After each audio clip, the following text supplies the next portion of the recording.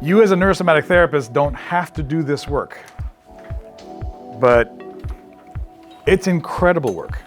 And in my opinion, there are not very good therapists out there that do this. So there's a form of physical therapy that's pelvic floor work.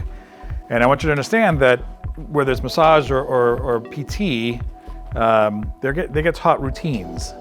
So it can be effective. It can certainly help, especially moms after they give birth.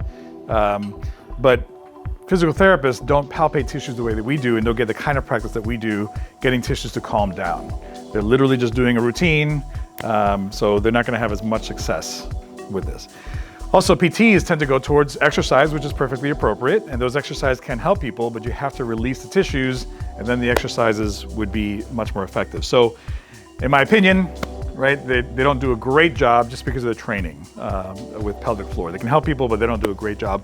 I've actually had the experience where I've treated patients with PTs, and they just don't have the same results that we do with pelvic floor work, okay? You're gonna work those muscles like any other, but you're gonna start at the anus. And so as you're working it, you sink the finger deeper and deeper and deeper until you get the finger all the way in as much as possible, okay? So you work those muscles of the pelvic floor really, really well, and then you're gonna pull the tailbone to bring it straight.